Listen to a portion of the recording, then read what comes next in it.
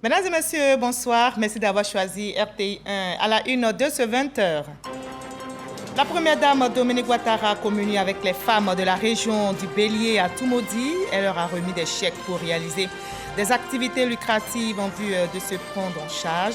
Le capital du Fonds d'appui aux femmes de Côte d'Ivoire connaît une hausse. Il est passé de 1,2 milliard à 1,5 milliard de francs CFA. Le ministre Bouaké Fofana lance la 29e édition de l'opération de salubrité. En milieu scolaire, 100 établissements ont été sélectionnés pour exécuter des activités de salubrité. Le ministère de l'Hydraulique, de l'Assainissement et de la Salubrité veut inculquer aux élèves les notions d'hygiène pour servir d'exemple. Le gouvernement ivoirien veut mieux orienter ses actions afin de renforcer davantage la solidarité et la cohésion sociale dans notre pays. Le ministère de la Solidarité et de la lutte contre la pauvreté est donc en conclave à Yamoussoukro. La ministre Miss Belmondogo a ouvert l'atelier de validation des indicateurs. Enfin, au Burkina Faso, le capitaine Ibrahim Traoré a été désigné chef de l'État pour conduire la transition jusqu'en juillet 2024. Il était à l'origine du coup d'État qui a renversé le lieutenant-colonel Damiba il y a tout juste 2 semaines. Le nouveau chef d'État a été désigné à l'issue des assises nationales. Soyez les bienvenus sur RTI 1. Ce soir, nous vous proposons un voyage artistique au rythme du rock'n'roll, du slow ou encore du rock bébé dans la page culture de ce samedi. Un voyage dans le temps pour évoquer la vie d'une icône de la musique ivoirienne, Baïs Pinto, celui qu'on appelle le rossignol ou encore l'homme à la voix d'or. Cela fait 50 ans qu'il chante et ses œuvres traversent les époques et les générations. Tassi Sougnon, Poignon, Gazois, Nian, que des titres à succès pour Galé Baïs Sylvestre, l'époux de Florence Boli, désormais immortalisé dans un livre, Baïs Pinto, l'intemporel. C'est une œuvre écrite par Chairman Barthélemy Gogognon, invité de la page culture. Bonsoir, monsieur Barthélemy Gogognon. Bonsoir, madame. Alors, vous venez de publier Baïs Pinto, l'intemporel. Alors, pensez-vous qu'avec toutes les sonorités et autres rythmes musicaux nouveaux, tels que le zouglou, le coupé décalé, j'en passe et j'en oublie, les Ivoiriens écoutent-ils encore Baïs Pinto? Pourquoi donc ce titre, Baïs Pinto l'intemporel? Merci, madame. Baïs Pinto l'intemporel, parce que tout ce qui est intemporel est éternel. Or, Baïs Pinto, ses œuvres traversent le temps et les générations, donc il est intemporel. Donc ici, il s'agit des œuvres artistiques bien sûr. de Baïs Pinto. Vous nous en direz davantage dans la page culture. On se retrouve dans une trentaine de minutes. À tout à l'heure, monsieur Barthélemy Gogognon. Merci beaucoup. Vous restez pour le moment avec nous. Notez que le gouvernement ivoirien veut mieux orienter ses actions. Mais avant cela, nous partons pour la région du Bélier où la première dame Dominique Ouattara a communié avec les femmes au stade municipal de Toumaudi. Elle leur a remis des chèques, comme je l'ai dit tantôt, pour réaliser leurs activités et surtout se prendre en charge. Le capital du Fonds d'appui aux femmes de Côte d'Ivoire connaît une hausse. Il est passé de 1,2 milliard de francs CFA à 1,5 milliard. Une enveloppe supplémentaire, vous le comprenez bien, de 300 millions, nous rapporte Mahama Traoré. Ambiance festive ce vendredi au stade municipal de Toumaudi. La première dame Dominique Ouattara retrouve ses sœurs de la région du Bélier et du district autonome des Lacs pour communier. Communier autour d'un mécanisme catalyseur de la réussite sociale de centaines de milliers de femmes ivoiriennes depuis 2012, à savoir le FAFSI, Fonds d'appui aux femmes de Côte d'Ivoire. Dans la région du Bélier, l'impact de ces microcrédits a façonné de nombreuses vies. Vous avez créé le FAFSI et grâce à vous, certains d'entre nous s'adonnent à la production de culture de rente et d'autres à la culture vivrière et même à la transformation des produits. En un mot, nous sommes au travail. Depuis 2013 qu'il est en œuvre dans la région du Bélier, c'est au total 1,2 milliard de francs CFA de prêts à taux réduit que le FAFSI a accordé aux femmes. En croyant à leur plein potentiel, de nombreuses femmes se sont réinventées un avenir meilleur pour elles-mêmes et pour leurs familles. Elles participent donc au développement de leur communauté et du pays. Nous voulons le même succès, le même engagement communautaire pour les femmes de Toumaudi. Nous voulons des femmes qui veulent aller de l'avant en s'émancipant économiquement et socialement. Les femmes de la région du Bélier empruntent et savent aussi restituer, avec un taux de remboursement de l'ordre de 97,40%. Et au regard de la forte demande de nouvelles adhérentes, l'initiatrice du FAFSI fait cette annonce.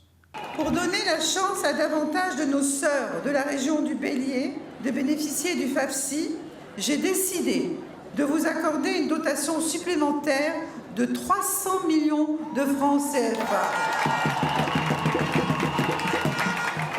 Ainsi, le montant total du FAFSI pour la région du Bélier est désormais de 1,5 milliard de francs CFA. Pour l'épouse du chef de l'État, plus de femmes autonomes avec le FAFSI, c'est l'espoir d'une Côte d'Ivoire davantage ancrée dans la paix sociale.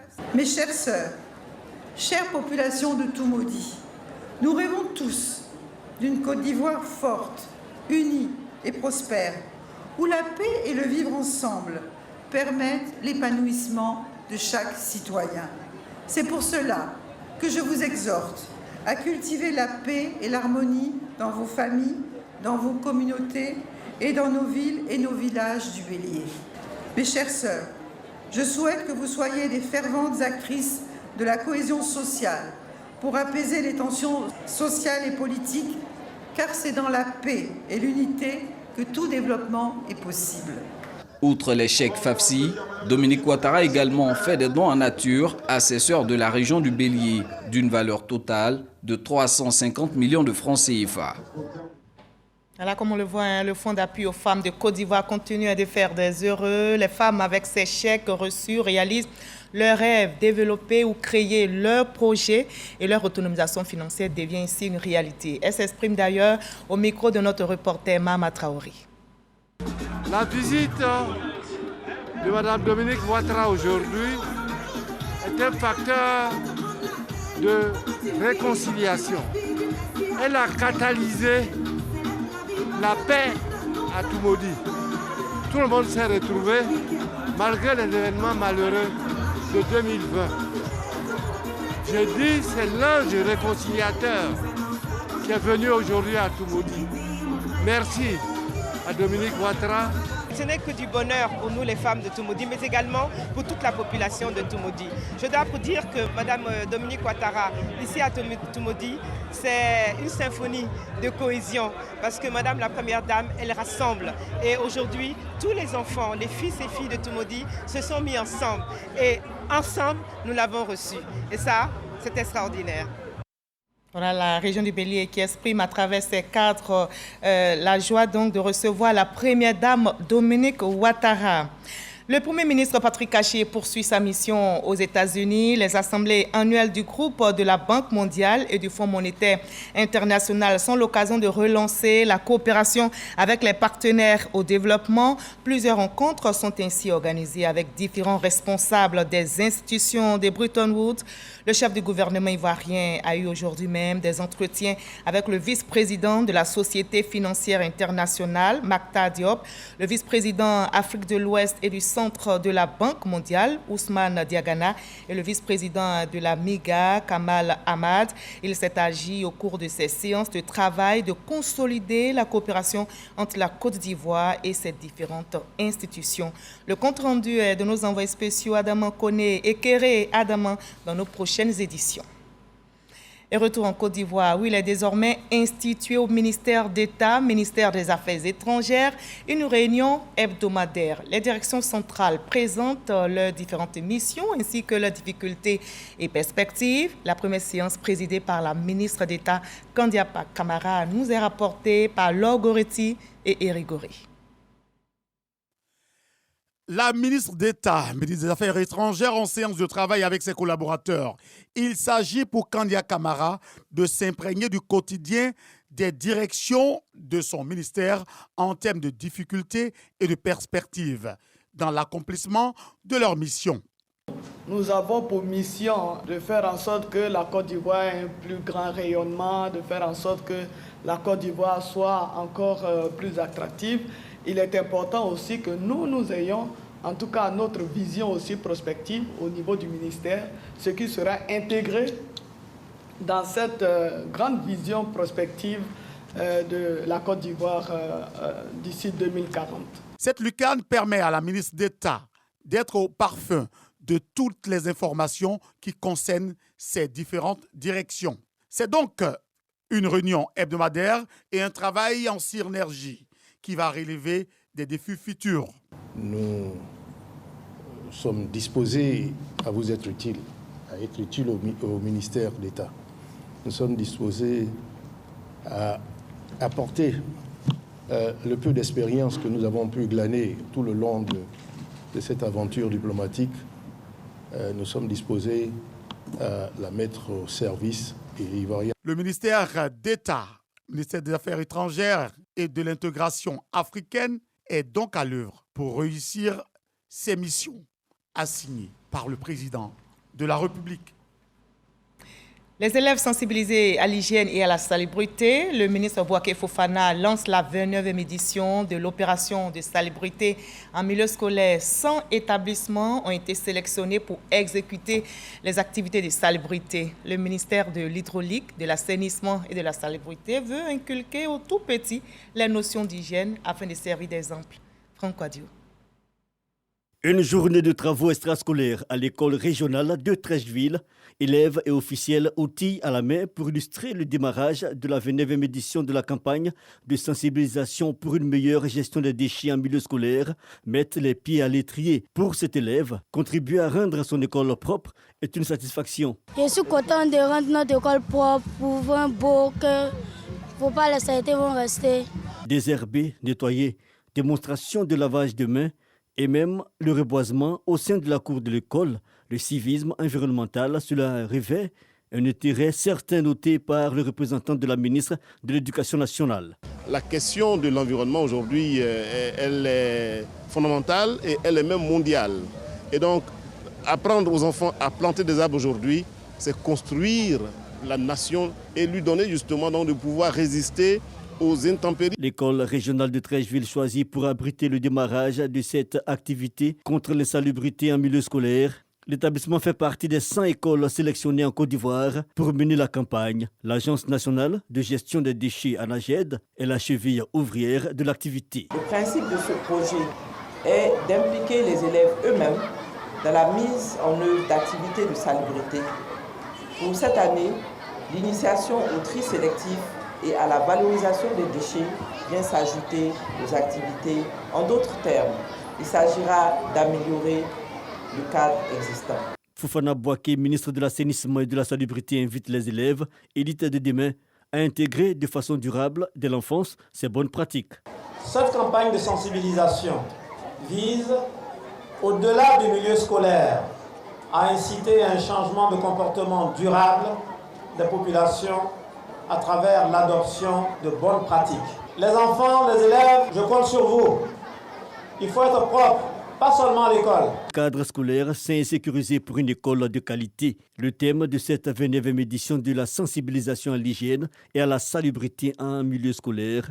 L'enjeu est à terme de faire de la Côte d'Ivoire un pays modèle en matière de gestion des déchets dans les établissements scolaires. Voilà, non donc à l'insalubrité et au coronavirus. La sensibilisation est d'ailleurs se poursuit pour venir à bout de ce virus mortel.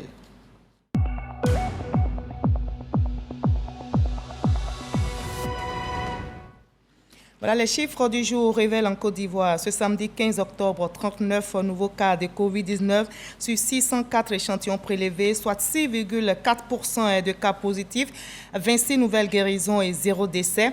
À la date du 15 octobre 2022, la Côte d'Ivoire, notre pays, compte donc 87 574 cas confirmés, dont 86 671 000 personnes guéries, 827 décès au total et 76 cas actifs. Faisons-nous tous vacciner contre le coronavirus. Continuons de respecter les gestes barrières.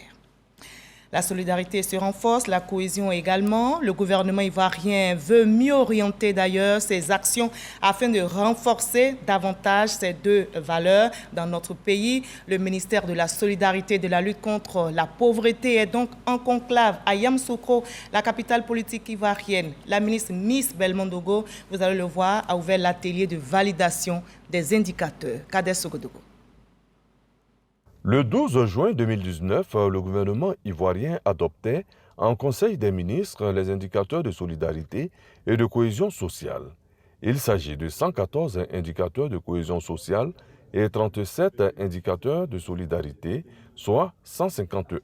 C'est le fruit d'un travail acharné de l'Observatoire de la solidarité et de la cohésion sociale sous la houlette de Ibrahim Atiouzon Koulibaly, son directeur général. Avec le renforcement du climat apaisé et le vivre ensemble dont les Ivoiriens font preuve, le temps est venu d'en tenir compte, d'où le besoin d'actualiser les indicateurs. Aujourd'hui, avec cette amélioration du contexte sociopolitique et économique, l'expérience de la pratique des indicateurs nationaux de solidarité et de cohésion sociale et l'avènement d'un nouveau plan national de développement 2021, l'actualisation des 10 indicateurs est apparue nécessaire. Cette actualisation permettra une évaluation plus adaptée de l'état de la solidarité et de la cohésion sociale dans les années à venir. Acteurs multisectoriels, organisations internationales et régionales, sociétés civiles nationales prennent part aux travaux de Yamoussoukro qui vont durer 3 jours. Voilà, et sur le terrain politique, une délégation du PPACI, Parti des peuples africains, section Côte d'Ivoire, vient d'être reçue par le ministre de l'Intérieur et de la Sécurité. La délégation conduite par Georges Armand Weignan a échangé avec le ministre Vagondo Diomandé sur l'entrée du parti de Laurent Gbagbo à la commission électorale indépendante. Le point de cette rencontre avec notre reporter Sidonie Davila. Le Parti des peuples africains, Côte d'Ivoire, PPACI, plaide son entrée à la commission électorale indépendante CEI. Un plaidoyer porté au ministre de l'Intérieur et de la Sécurité, Bagondo Diomandé, par une délégation conduite par le professeur Georges Armand Weignan. Après un échange qui ont été très courtois, très fraternel, je voudrais le remercier. Monsieur le ministre nous a rassurés. Il nous a rassurés qu'il n'en est rien. Il n'est pas question d'être exclu, d'être absent.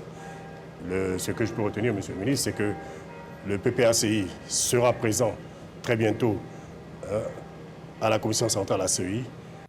Le PPACI, selon Georges Armand Weignan, compte participer à toutes les étapes du processus électoral, y compris celle de la révision de la liste électorale qui démarre en novembre prochain. Le représentant du RHDP de Botro, Krofounsou, s'emploie à l'implantation de son parti, Yao Kwasi Maurice, mais RHDP s'active sur le terrain, nous dit Kwame Jean de Dieu. Yao Kwasi Maurice, le tout nouveau secrétaire départemental du RHDP de Botro-Krofounsou, face aux militants de sa formation politique, présente sa lettre d'investiture faisant de lui le premier responsable du rassemblement des oufouettistes pour la démocratie et la paix dans cette localité de la région de Bouaké.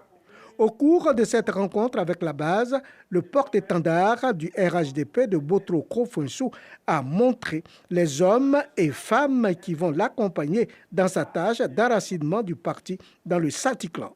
La mission à eux confiée sera de propager sur le terrain politique les idéaux du RHDP fondés sur la Côte d'Ivoire solidaire et le vivre ensemble.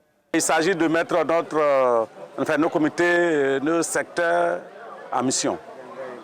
La mission relative à la nouvelle restructuration, au recensement de nos militants, à l'encadrement de nos militants, aux actions que nous devons mener d'ici 1 an. D'ici 2023, nous allons aux élections. C'est maintenant qu'il faut se préparer et c'est ce que nous sommes en train de faire. En ligne de mire de cette mobilisation des troupes, les échéances électorales où le RHDP entend s'imposer. Et sur le terrain agricole, les acteurs de la filière coton sont inquiets concernant la campagne actuelle. Une maladie qui s'attaque aux plantations menace leur production. Il s'agit du jacide, un insecte qui s'attaque aux plantes. Dans la région de Korogo, la majorité des plantations de l'or blanc sont touchées par ces insectes. Et il est clair que cette attaque va jouer sur le rendement national à la fin de cette campagne, nous dit Ami Sissoko. Ce coton, on devait le récolter dès la fin de ce mois d'octobre. Vous voyez, vous entendez le bruit des feuilles. Ce n'est pas du feu, mais c'est la maladie qui les a rendues comme ça. Lata, localité située à 14 km de Korogo. Chez Sana, coton-culteur, c'est l'inquiétude. Depuis l'apparition du jacide, un parasite ravageur, piqueur-suceur du cotonnier qui risque de lui faire perdre cette année toute sa production. Depuis que je fais le coton, ça vaut à peu près 20 ans. 20 ans. C'est la première fois que je vois ça. Tout est gâté. J'ai 5 hectares de l'autre côté. Ici, j'ai 1,5 hectare. Donc, au total, ça peut à peu près 6,5 hectares. Tout est gâté. Dans tout ce village, personne n'est épargné, y compris même les villages environnants. L'inquiétude est aussi grande chez Do, un autre cotonculteur. Moi, je fais 8 hectares. Mais maintenant, le venin, lui, il gâtait tout pour moi. Pour cette année-là, moi, je prépare, tu vas trouver 1 tonne. Les piqûres de jacide provoquent le jaunissement des feuilles et le dessèchement de la plante. L'on les localisait sur les plants de gombo et d'aubergines. Ils ont migré vers les cotonniers et résistent pour le moment à tout traitement de pesticides. On a approché l'encadreur, le conseiller agricole, lui-même il est venu sur le terrain. Il est venu voir le constat, vraiment, c'était devenu de plus en plus pire. Lui aussi, il a approché les hiérarchies, ils sont venus faire une visite. Donc, actuellement, ils ont dit qu'ils vont nous faire un retour. Donc on est là, on attend. Nous sommes endettés. Lors de la campagne 2021-2022, la Côte d'Ivoire affichait plus de 539 000 tonnes de coton et devient ainsi le 3e pays africain producteur de coton après le Mali et le Bénin. Cette année, elle espérait atteindre une récolte de 580 000 tonnes de l'or blanc. Cette estimation appartient désormais au passé. Pour l'heure, les cotonculteurs attendent une solution rapide des autorités compétentes en vue de limiter les dégâts. Et on croise les doigts pour la campagne prochaine. La Maison de la Presse d'Abidjan a abrité le Presse Club de l'Union nationale des journalistes de Côte d'Ivoire, UNJCI. L'évolution du secteur des télécommunications et les perspectives que présente ce secteur est au cœur des échanges. Djibril Ouattara, le directeur général d'une entreprise de téléphonie mobile dans notre pays, était l'invité spécial de ce Presse Club. Jean Magaki. Plus d'une trentaine de journalistes, toutes presses confondues, au 1e Presse Club de l'Union nationale des journalistes de Côte d'Ivoire, UNJCI. L'interlocuteur du jour, Djibril Ouattara, manager d'une structure majeure de la téléphonie mobile en Côte d'Ivoire. Cet ingénieur électromécanicien de formation a invité à se prononcer sur le thème « L'évolution du secteur des télécommunications et perspectives ». À ce sujet, il présente les acquis après plus d'une décennie de révolution dans ce domaine. Au 2e trimestre 2022, le marché des télécoms en Côte d'Ivoire a généré plus de 200 milliards de francs CFA, 70 milliards de francs CFA en termes d'investissement et plus de 2900 emplois directs. Des chiffres en hausse selon la RTCI. Avec plus de 2020 localités déjà couvertes par la 4G dans le pays, la 5e génération des réseaux mobiles, 5G, se déploie déjà à partir d'une feuille de route depuis décembre 2021. La 4G, on est généralement autour de 25. On espère avec la 5G être à 500. Le service par Internet sans fil, de médias, sans la participation d'un opérateur de réseau et la filialisation sont entre autres des perspectives. Dans l'avenir, on va avoir des entités qui vont s'occuper des pylônes. On va avoir des entités indépendantes également qui vont s'occuper de la fibre, même de la fibre de l'opérateur. Des problématiques sur la vente en ligne, la promotion du genre, les remous dans le secteur du mobile money, ces derniers mois ont notamment été évoqués. Au vu de ces cas comme la cybercriminalité, l'invité rassure. On a créé en Côte d'Ivoire ce qu'on appelle un hub d'expertise avec une bonne surveillance et une très grande vigilance. Et cette expertise que nous avons, nous essayons de partager cette expertise avec nos clients. À l'issue de ces échanges, les journalistes optent pour l'optimisme. Il a montré véritablement quels sont les enjeux et ensuite les perspectives. Et je pense qu'il a satisfait à toutes les questions et ma foi, je pense qu'il a été à la hauteur. Le Presse Club, tribune par excellence d'échanges et de débats, initié par l'Union nationale des journalistes de Côte d'Ivoire, UNJCI, traite des sujets d'intérêt public pour l'amélioration du cadre de vie des populations. Et comment avancent les préparatifs de la CAN 2023 en Côte d'Ivoire? Le secrétaire général de la Confédération africaine de football vient de visiter le siège du comité d'organisation à Makori. Le président du COCAN, François-Albert Amichia, a réaffirmé la fierté de notre pays à abriter cette grande messe du football africain. Les détails de cette visite avec Salif Ouattara et Samuel Metch. Accompagné du président de la Fédération ivoirienne de football, Idriss Diallo, et du ministre des Sports, Paulin-Claude Danho, le secrétaire général de la Confédération africaine de football, Véron Mosengo Omba, s'est rendu au siège du comité d'organisation de la CAN, où les attendait François-Albert Amichia. Objet de cette visite, prendre le pouls de l'organisation ivoirienne. Après les civilités, le patron du COCAN a fait le tour de la maison avec ses illustres invités. Moment de joie pour les jeunes chefs de projet, déjà à l'œuvre pour la réussite de cette Coupe d'Afrique. Avant la photo de famille, marquant la fin de cette visite, le président du COCAN a remis au secrétaire général de la CAF le cahier de charge de l'organisation ivoirienne. Moment choisi par Véron Mosengo pour annoncer la prochaine visite du président de la CAF, Patrice Motsepe, en terre ivoirienne. Ils sont invités au Caire. Caire, c'est la maison du football d'Afrique, maison de football africain. Donc ils vont venir au Caire pour qu'on puisse établir une sorte de feuille de route, comment on va travailler jusqu'à janvier 2024. Et puis, je leur ai aussi annoncé la visite du président Motsepe le 11, lors de laquelle on va signer le contrat d'accueil, le host agreement, pour matérialiser le début de l'organisation de la CAN 2023. Ce sont de bonnes nouvelles. Je pense que les Ivoiriens doivent être rassurés que la Côte d'Ivoire organisera effectivement la CAN 2023. Avant de quitter ses hôtes, Véron Mosengo Omba les a rassurés que la CAF se réjouit de l'avancement des travaux de construction et de rénovation des infrastructures sportives et non sportives qui doivent abriter la CAN Côte d'Ivoire 2023 qui aura lieu au mois de janvier et février 2024.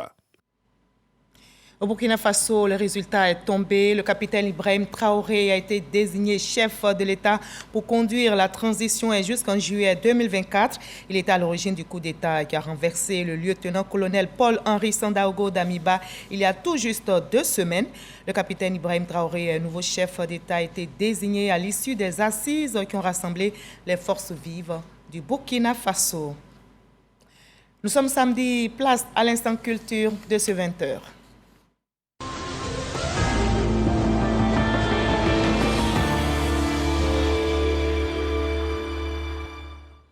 Il était annoncé pour mort sur les réseaux sociaux il y a quelques jours. Le vieux Ménécré est bel et bien vivant. Ce n'était qu'une folle rumeur. La ministre de la Culture de la Francophonie, Françoise Remac, est allée lui exprimer le soutien et le réconfort du gouvernement ivoirien au CH de Treichville où il a été hospitalisé. Issa Tchonan Yeo. La ministre de la Culture et de la Francophonie au CHU de Treichville. Après un entretien avec le premier responsable de l'établissement sanitaire, Yao Etienne, la ministre Françoise Remac se rend au service urologie où est hospitalisé le vieux Ménécré que les réseaux sociaux ont vite fait d'annoncer le décès il y a quelques jours. Fatigué, certes par la maladie, mais il trouve le sourire pour accueillir la ministre de la Culture et de la Francophonie, venue lui apporter le soutien du gouvernement. Une visite appréciée par le vieux Ménécré qui n'a rien perdu de son humour. Je suis très content. Et voilà.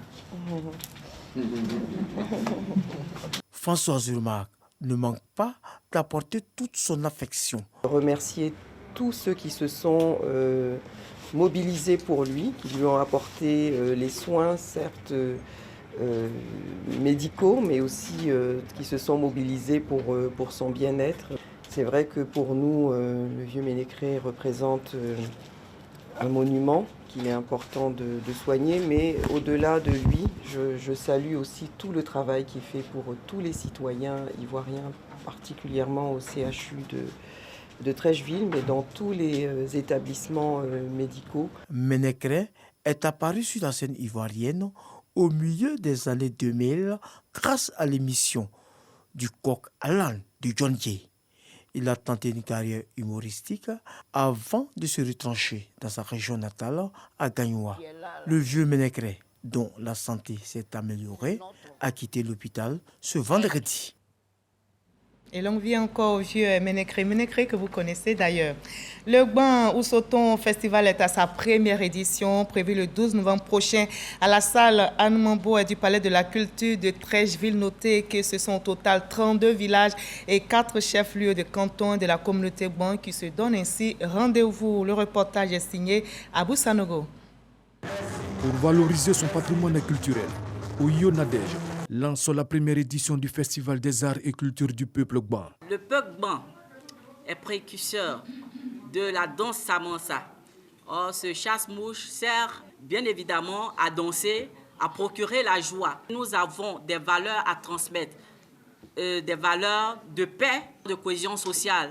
Nous voulons prendre notre bâton de pèlerin et pouvoir contribuer à tout ce qui est paix, culture, tourisme dans ce pays. Cette édition revêt un format inédit. C'est un événement riche à ne pas rater. C'est un événement qui ouvre sur tout ce qui est touristique, tout ce qui est culturel et aussi contribue au développement de notre pays. Il y aura des expositions, il y aura des objets d'art qui retracent l'histoire du peuple Gban.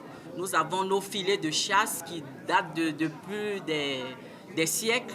Le peuple Gban a une histoire qui sera révélée autour d'un sketch. La première édition du Festival des arts et cultures Gban va se dérouler le 12 novembre prochain à la salle Anoumambo du Palais de la Culture à Treichville. Voilà, et c'est dans cette belle ambiance que nous passons à l'entretien avec notre invité de la page culture. Je vous retrouve avec plaisir, M. Barthélémy Gogognon, pour parler de l'ouvrage Baïs Pinto, l'intemporel. Alors, dites-nous, Baïs Pinto, il continue donc d'écrire les belles pages de la musique ivoirienne. Mais avant nos échanges, nous allons écouter un extrait de Taxi Sougnon, cette chanson culte qui a bercé tant et tant de générations d'Ivoiriens et d'Africains. On va écouter pour nous plonger dans cette belle ambiance. D'accord, comme vous connaissez le morceau, donc on chante ensemble, là, ok? Ok.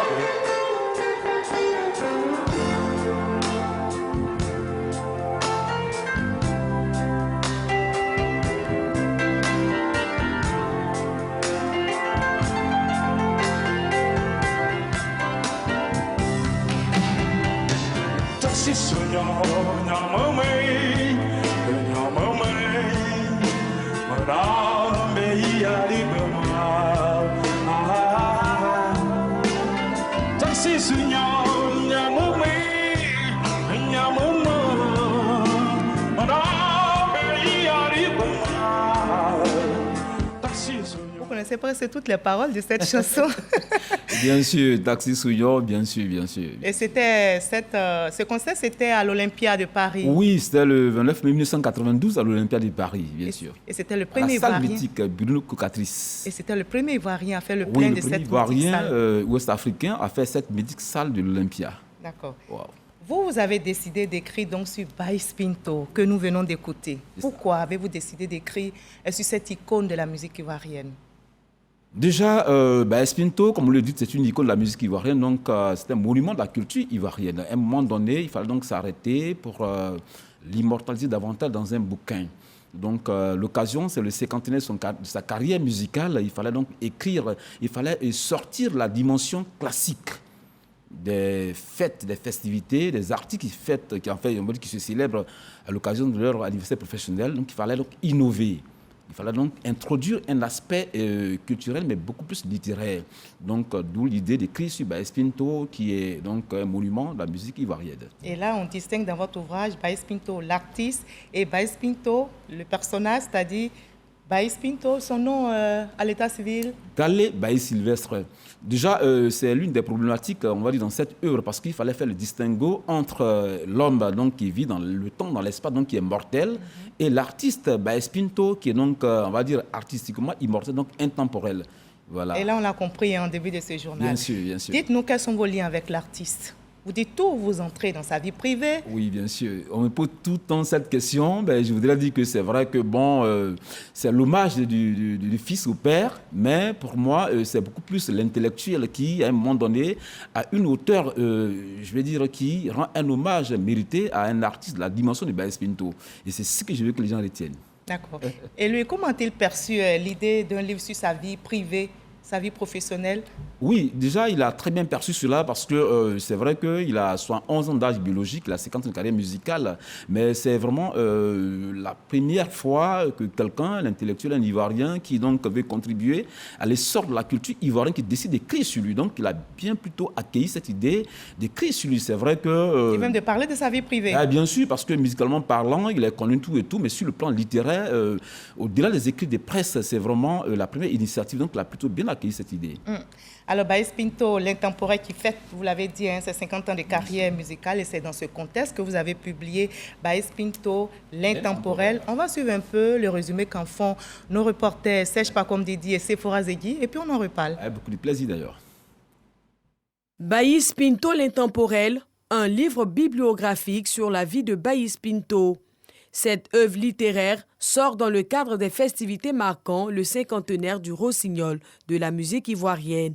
Son enfance, sa vie de famille, son environnement musical, les grands moments de sa carrière musicale sont entre autres thèmes développés par l'auteur. Baïs Pinto, c'est le milieu d'or de la chanson ivoirienne. Baïs Pinto, l'intemporel, est le livre qu'on laisse aux jeunes pour que vive la musique ivoirienne. Baïs Pinto, l'intemporel, revient également sur des moments forts de la carrière de l'artiste. Ses débuts au sein des orchestres fétiches, New System Pop, ses sorties discographiques, l'originalité de sa musique et les différentes thématiques abordées par l'artiste dans ses compositions, dont la majorité sont aujourd'hui de grands classiques. Ave Maria, la guada, ale païnoa, Marie Rekua, la guada, païnoa.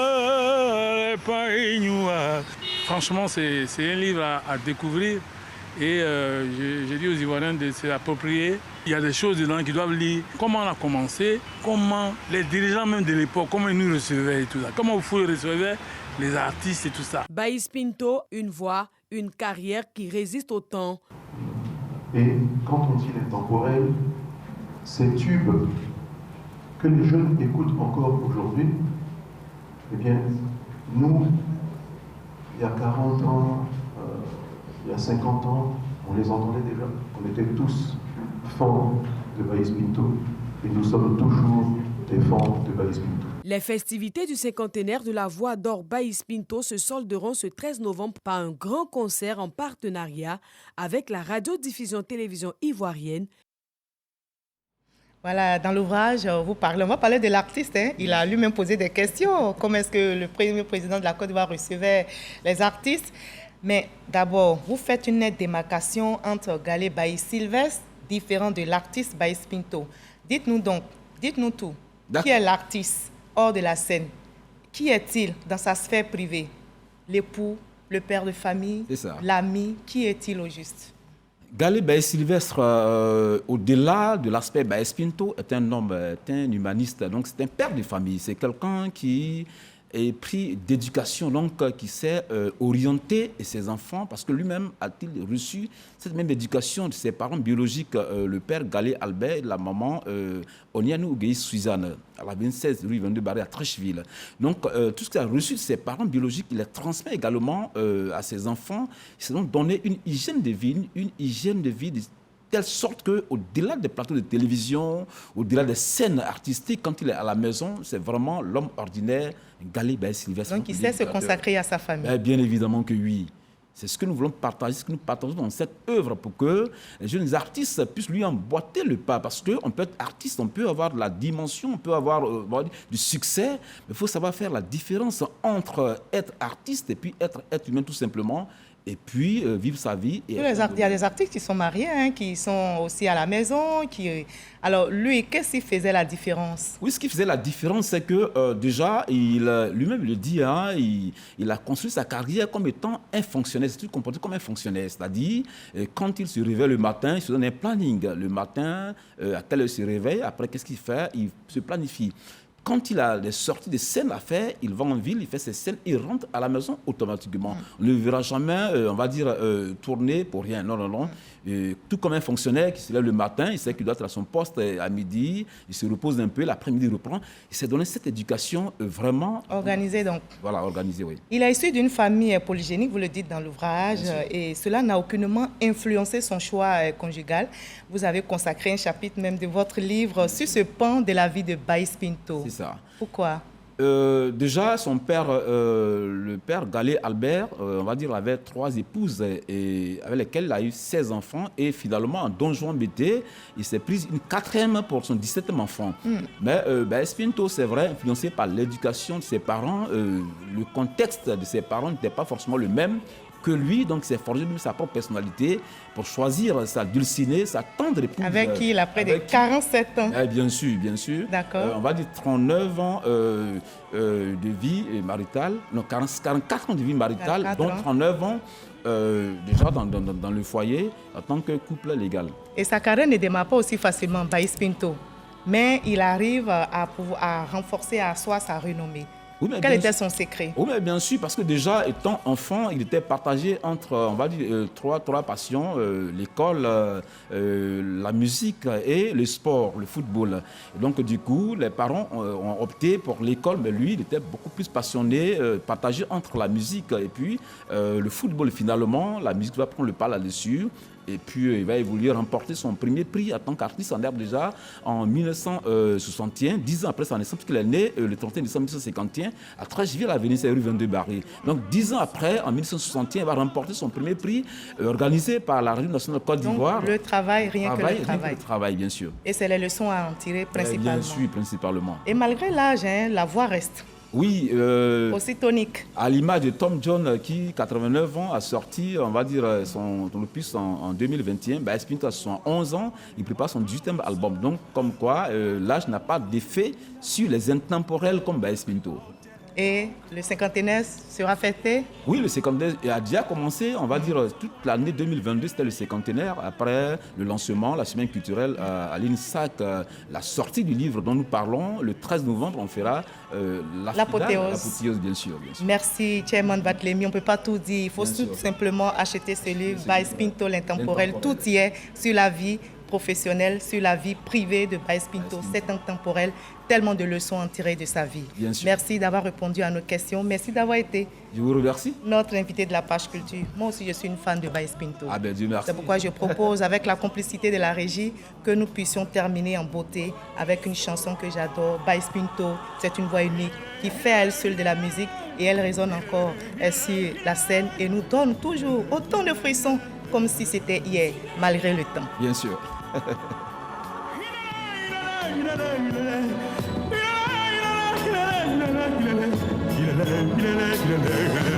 Yeah.